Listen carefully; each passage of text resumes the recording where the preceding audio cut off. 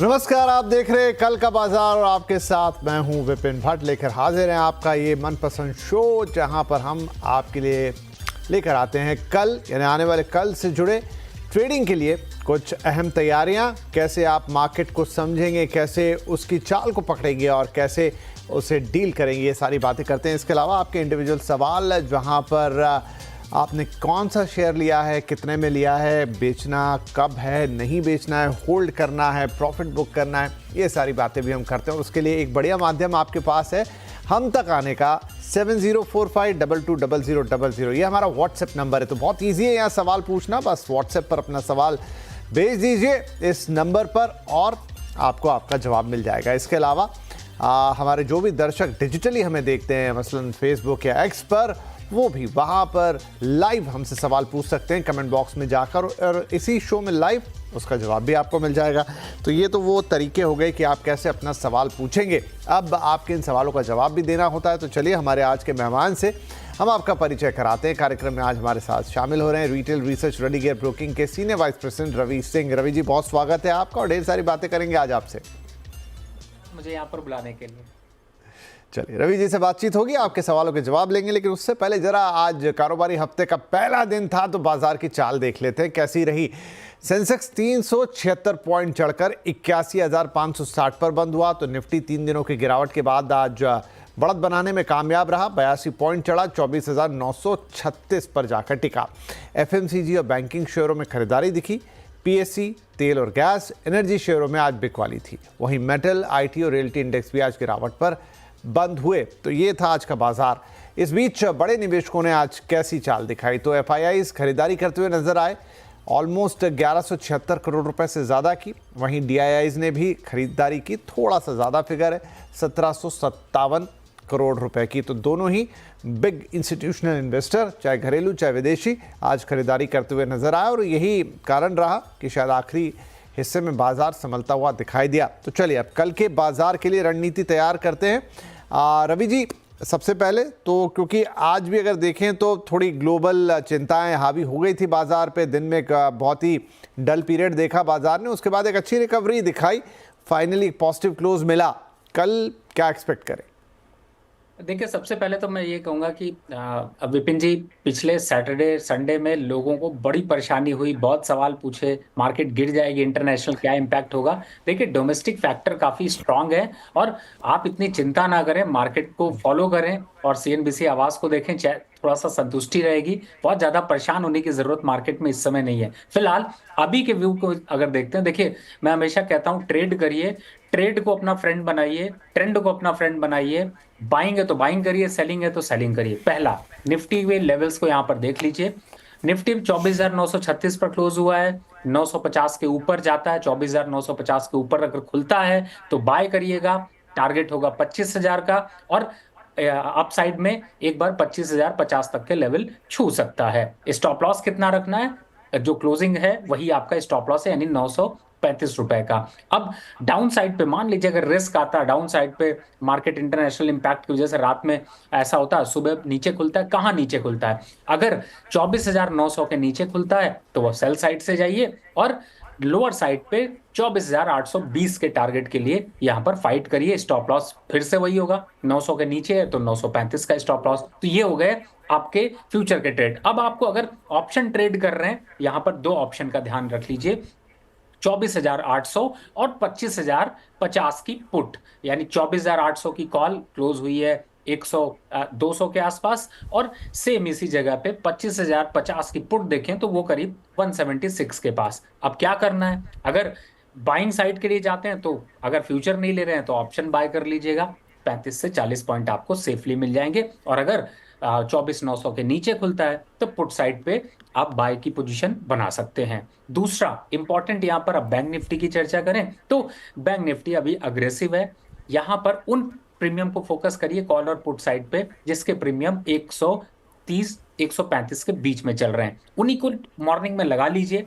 अगर वो 20 रुपए ऊपर से ट्रेड होना शुरू हो जाए, सपोज करिए कि यहां पर आप 51,300 की कॉल देखते हैं, 150 के पास क्लोज हुई है और ये जैसे ही 10 रुपए ऊपर प्रीमियम ट्रेड होता है, बाय साइड के लिए अग्रेसिव हो जाइए। और अगर नहीं होता है तो फिर पुट साइड के लिए यानी 50,900 की पुट पे ध्यान रखिए, जो 127-30 रुपए के पास है। अगर 150 के ऊपर जाती है तो ये भी आपको 30-40 रुपए दे के जाएगी। तो दोनों साइड के ट्रेड बिछा कर रखिए, मार्केट को सेफली ट्रेड करिए, मार्केट थोड़ा सा दायरे में देखने को मिलेगा।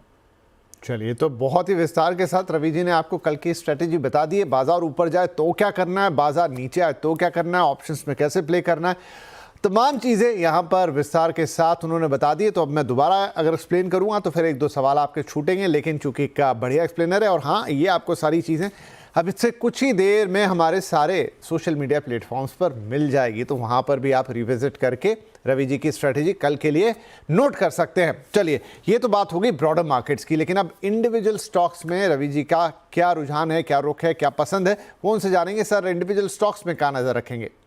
देखिए, पहला तो कि बहुत अग्रेसिव आजकल ट्रेड मत करिए, थोड़ा सा लिमिटेड ट्रेड करिए, थोड़ा छोटा क्वांटिटी ट्रेड करिए। अगर आप डेली 10,000 ट्रेड करते तो आजकल 5,000 6,000 ही ट्रेड करिए, बहुत ज्यादा ट्रेड करने की जरूरत नहीं।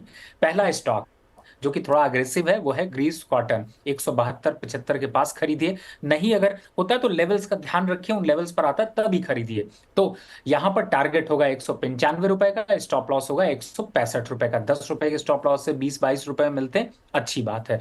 दूसरा स्टॉक है आईडीएफसी फर्स्ट, बैंकिंग काउंटर में वापस से एक बार को अप ट्रेंड में रिवर्ट करता हुआ 73-74 के पास चल रहा है, यहाँ पर खरीदारी कर सकते हैं। 85 रुपए का टारगेट और स्टॉप लॉस यहाँ पर 69, छोटा स्टॉप लॉस और बड़ा प्रॉफिट, ये क्षमता यहाँ पर देखने को मिल सकती है। तीसरे स्टॉक की बात करें तो यहाँ पर केएनआर कंस्ट्रक्शन करंट लेवल पर थोड़ा सा रुक कर खरीदें। कितने पे खरीदना, 335-330 के पास खरीदिए और टारगेट रखिए यहाँ पर 360 रुपए का। स्टॉप लॉस 325, छोटा स्टॉप लॉस और बड़ा टारगेट, थोड़ा सा लेवल्स को आराम से आप देख करके यहाँ पर खरीदें। चौथा और अंतिम स्टॉक जो अच्छे ब्रेकआउट के साथ क्लोजिंग सेशन पे आया, यानी कि बीटीएसटी ट्रेड का मौका होता तो जरूर कराता, लेकिन कोई बात नहीं, ओपनिंग ध्यान रखिए, वो है राइट्स। रेलवे का काउंटर है 668 रुपए के पास, यहां पर बाइंग बहुत अच्छी अपॉर्चुनिटी बन रही। स्टॉप लॉस रखे 500 सॉरी 660 रुपए का, और टारगेट अगर देखते हैं तो 700 रुपए तक आपको देखने को मिल सकता है। तो ये चार ऐसे ट्रेड हैं जो कि आपको थोड़ा सेफ लेके चलना है, बहुत ज्यादा अग्रेसिव मार्केट में ट्रेड अभी स्टॉक पे ना करें। चलिए, तो चार बेहतरीन स्टॉक यहाँ पर रवि जी ने बताए हैं, फटाफट उनको देख लेते हैं। और एक खास बात उन्होंने कही कि अगर 10 करते थे तो 5, मतलब थोड़ा संभल संभल के आपको खरीदना है, एकदम सब कुछ नहीं लगा देना है, थोड़ा बचा के रखना है। ठीक है, राइट्स रेलवे का काउंटर, यहाँ पर 660 रुपए के स्टॉप लॉस लगाएंगे और टारगेट रखेंगे 700 रुपए का। उसके अलावा केएनआर कंस्ट्रक्शंस की बात हुई, यहाँ पर आपको टारगेट होंगे 360 रुपए के और 325 के स्टॉप लॉस के साथ ये खरीदारी आप कर सकते हैं। आईडीएफसी फर्स्ट बैंक, यहाँ पर भी खरीदारी की सलाह है, 85 रुपए के टारगेट और 69 रुपीज़ का होगा स्टॉप लॉस। और इसके अलावा ग्रीव्स कॉटन में भी खरीदारी की सलाह, 195 के टारगेट्स और 165 का स्टॉप लॉस। तो ये चार शेयर आप कल के बाजार में इन पे नज़र रखिए। स्टॉप लॉसेस, टारगेट सब आपके साथ आप शेयर हो गए हैं। चलिए, अब खोल देते हैं अपनी फ़ोन लाइन और इंडिविजुअल सवाल की तरफ चलते हैं। हमारे पहले कॉलर है मिस्टर धीरज बंसल, गुरुग्राम से कॉल कर रहे हैं, एनसीआर। बंसल साहब, स्वागत है आपका। क्या आप शेयर्स हैं आपके पास और क्या सवाल है उनसे जुड़ा हुआ?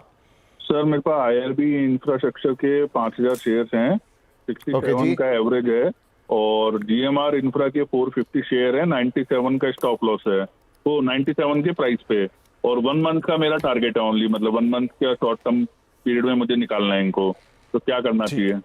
1 महीने का आपका लक्ष्य है, तो आईआरबी इंफ्रा की प्लेट सामने है, यहाँ थोड़ा नुकसान है 5 रुपए का। दूसरा भी देख लेते हैं, जीएमआर का क्या है आपका, 450 शेयर आपने खरीदे, 97 का एवरेज है, यहाँ भी 6 रुपए का नुकसान है। तो आईआरबी इंफ्रा, जीएमआर एयरपोर्ट्स, दोनों ही में आपको 5-6 रुपए का हर काउंटर, हर शेयर पर लॉस हो रहा है। करना क्या है 1 महीने के अंदर, क्या ये लॉस भरपाई होगी? रवि जी क्या सलाह देंगे हमें? देखिए, मुझे लगता है कि यहाँ पर थोड़ा सा पेशेंस बनाकर रखें। ये स्टॉक ऐसे नहीं है कि जिन्हें आप काट लीजिए या फिर एग्जिट कर जाइए। 1 महीने का बिल्कुल आपका ट्रेंड हो सकता है, लेकिन मुझे लगता है अभी आपको थोड़ा समय देना पड़ेगा, कम से कम 2.5 से 3 महीने। हाँ, जहां तक टारगेट की बात है, जीएमआर वापस से 105 के पास रिवर्ट करता हुआ नजर आएगा। आईआरबी इंफ्रा अच्छे लेवल्स पर है, 58 का स्टॉप लॉस डाल लीजिए, होल्ड करके रखिए, जल्दी 75 तक के भाव देखने को मिलेंगे। लेकिन 1 महीने में हो सकता है आप बहुत ज्यादा प्रॉफिट या आपका जो लॉस जो है वो कम हो सकता है, लेकिन प्रॉफिट की तरफ कन्वर्ट ट्रेड होने में थोड़ा टाइम लग सकता है। थोड़ा निगेटिव सेंटिमेंट यहाँ पर बिल्डअप हो रहे हैं, जिसकी वजह से ये स्टॉक्स नहीं चल रहे हैं। लेकिन स्टॉक अच्छे हैं, फंडामेंटल अच्छा है, टेक्निकल पर अच्छे लेवल्स पर है। जीएमआर की बात कर लें तो वहां पर स्टॉप लॉस रख लीजिए आप। छोटा स्टॉप लॉस, बहुत बड़े स्टॉप लॉस की नहीं जरूरत है। 88 रुपए का, उसके नीचे के लेवल सस्टेन नहीं करेंगे तो होल्ड करके रखिए। चलिए, तो दोनों में आपको स्टॉप लॉस शेयर कर दिए। 88 रुपये जीएमआर इंफ्रा में आप लगाइए स्टॉप लॉस और होल्ड करने की सलाह, और वहीं आईआरबी इंफ्रा में 58 रुपये का स्टॉप लॉस लगाएंगे, होल्ड करने की सलाह। आगे 75 तक जाता हुआ दिख सकता, थोड़ा पेशेंस, जैसा कह रहे हैं ना धीरज जी, रवि सर, की पेशेंस रखेंगे तो निकल जाएगा, डोंट वरी। आगे बढ़ते हैं। राजीव दुबे साहब हमारे अगले कॉलर है, हमें कॉल कर रहे हैं ग्वालियर मध्य प्रदेश से। राजीव जी, गुड इवनिंग, क्या सवाल है आपका? नमस्कार सर।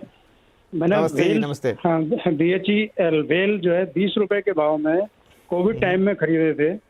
Okay, 100 share. अभी इसका क्या फ्यूचर है? मैं लॉन्ग टर्म में निवेश करने वाला हूँ।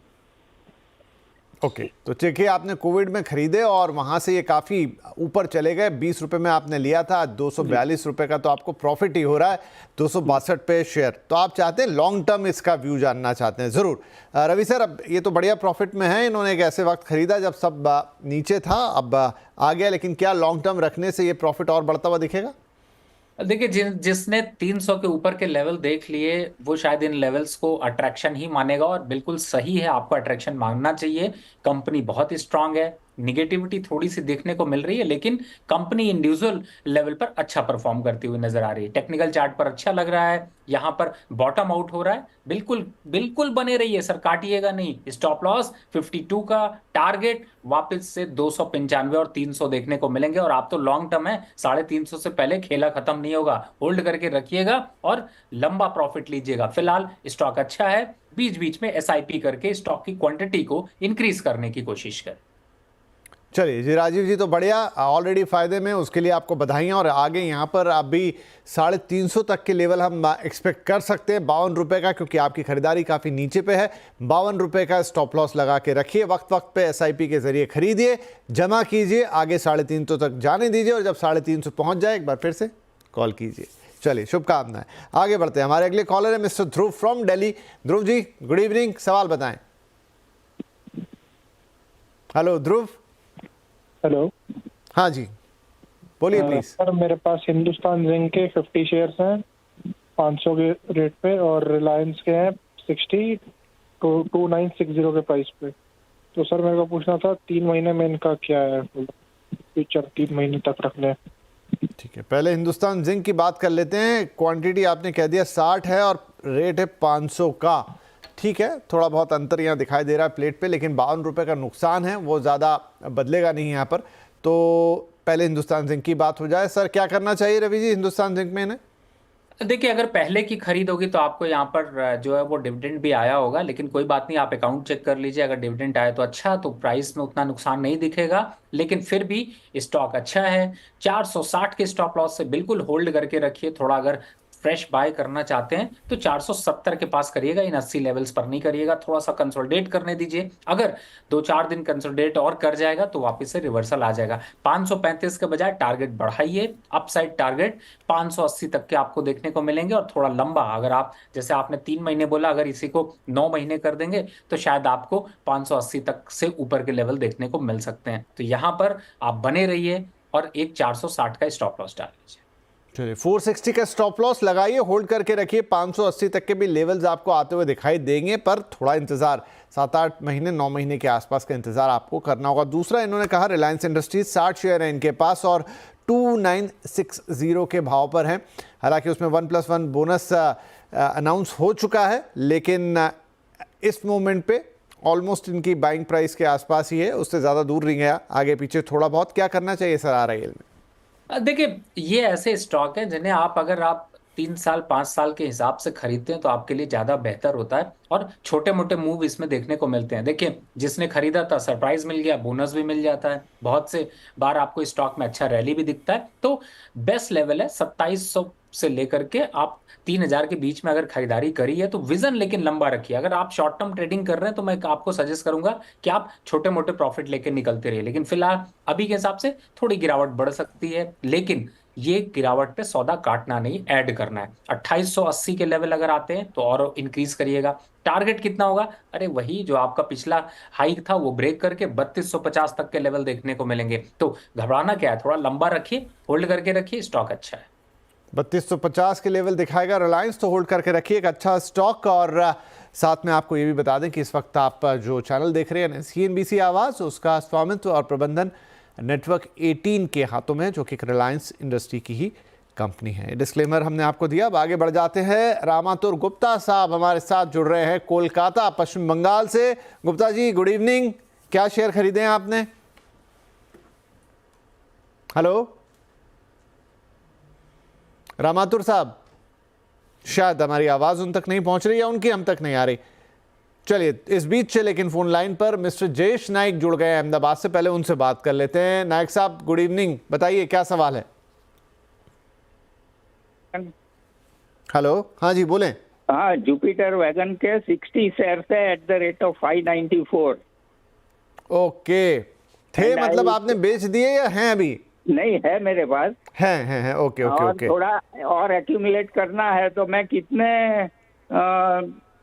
रेट पे खरीदूं? और ठीक, देखिए मौजूदा स्थिति तो ये है कि आपके भाव पे तो थोड़ा लॉस है, 85 रुपए के आसपास, पर आप और जमा करना चाहते हैं। पहली बात तो क्या ये सही स्ट्रेटेजी होगी, और अगर हाँ तो फिर क्या भाव होना चाहिए उसके लिए जरूर।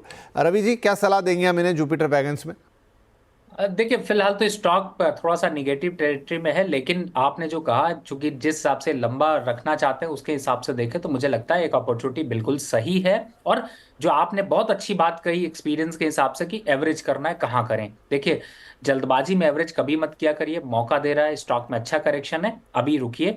500 490 ये लेवल कहीं लिख कर रख लीजिए, उन लेवल्स के बीच में आता है तो एवरेज जरूर करिए। और अपसाइड टारगेट कितना जाएगा? वापस से आपको ये 650 के लक्ष्य दिखेंगे, लेकिन उसमें 9 महीने से 12 महीने का समय लगेगा, तो पेशेंसली बने रहिए। अब सपोज करिए इतना पेशेंस आप नहीं रखना चाहते, इसका एक दूसरा ऑप्शन है। दूसरा ऑप्शन है कि टेक्स इंफ्रा, जो कि इस समय 134 के पास चल रहा है, रिस्क रिवॉर्ड रेशियो में बेहतर है, ज्यादा क्वांटिटी ले सकते हैं। अगर वहां पर निवेश बनाना चाहते हैं तो स्विच कर सकते हैं। तो आपके पास दोनों ऑप्शन है, आप दोनों को देखकर अपनी स्ट्रैटेजी बना सकते हैं।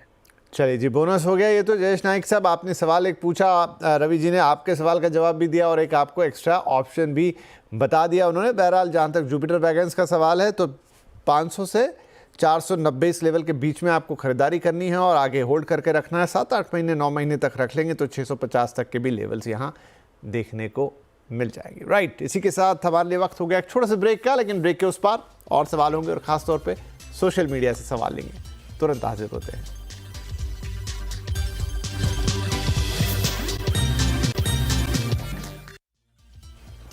Welcome back. कल का बाजार में हम दे रहे हैं आपके सवालों के जवाब। रवि जी हमारे साथ बने हैं। अब इस सेगमेंट में समय थोड़ा कम है, क्विकली सवालों पर आता हूं। और हमने कहा तो सोशल मीडिया से लेंगे, तो फेसबुक से कुछ सवाल ले लेते हैं। पवन शर्मा पूछ रहे हैं, इतनी बार इन्होंने पोस्ट कर दिया कि मुझे अब ये सवाल लेना पड़ेगा। वैसे स्ट्रेटेजी अच्छी नहीं है पवन जी, इतना आप पोस्ट करेंगे दूसरों के सवाल दब जाएंगे। एनीवे, पराग मिल्क है इनके पास, 100 शेयर है 201 के भाव पर। पूछ रहे हैं आगे क्या करना है मुझे। देखिए, बिल्कुल इस समय अगर इस स्टॉक को देखते हैं तो ये भी थोड़ा सा यहाँ पर नेगेटिव टेरिटरी में, लेकिन मुझे लगता है होल्ड करके रखिए। अपसाइड में 220 के लक्ष्य दिखाई देंगे, लेकिन 6 से 8 महीने का समय लगेगा। 170 का स्टॉप लॉस ले लीजिए और स्टॉक अच्छा है, बिल्कुल बने रहिए। चलिए, 170 के स्टॉप लॉस के साथ होल्ड कीजिए। शांतनु पाठक अगले दर्शक, IFCI 250 शेयर 53 के भाव पर। देखिए, IFCI भी एक अच्छा स्टॉक है, थोड़ा सा करेक्टिव फेज में दिखाई दे रहा है, लेकिन मुझे लगता है एवरेज करने से थोड़ा अभी बचें। एवरेज करना कहां पर है? 62 के आसपास। स्टॉप लॉस यहां पर रखिएगा 58 से 60 रुपीज का। तो थोड़ा करेक्शन और है, थोड़ा पेन और है, लेकिन स्टॉक स्ट्रक्चर अच्छा है। वापस से आपको 78 से 80 तक के लेवल देखने को मिलेंगे, होल्ड करके रखिए। कमरुल इस्लाम पूछ रहे हैं, टाटा स्टील 153 में खरीदा है, 3 मंथ का इन्हें व्यू चाहिए। देखिए, इस समय अगर देखते हैं तो टाटा पूरे स्टॉक मार्केट में गिरावट हो रही है, इसलिए आपको थोड़ा सा यहाँ पर प्रेशर देखने को मिल रहा है, लेकिन अभी टाटा स्टील होल्ड करके रखिए। आप, मुझे ऐसा उम्मीद है 3 महीने में आपको 165 तक के भाव वापस देखने को मिलेंगे। स्टॉप लॉस 142 का क्लोजिंग रख लीजिए। जी, रवि सर, बहुत शुक्रिया, आपने वक्त निकाला, हमारे दर्शकों के सवालों के जवाब दिए और कल के लिए बेहद शानदार स्ट्रैटेजी बनाई। मुझे लगता है दर्शक उसका कल भरपूर लाभ उठाएंगे और बहुत बहुत धन्यवाद आप यहाँ पर आए। और सभी दर्शकों का भी धन्यवाद, आप रोज हमें देखते हैं, हम पे भरोसा करते हैं। कोशिश भी यही कि आपके भरोसे पे खरा उतरे। कल के लिए ढेर सारी शुभकामनाएं, सुरक्षित और फायदे वाला ट्रेड कीजिएगा। नमस्कार।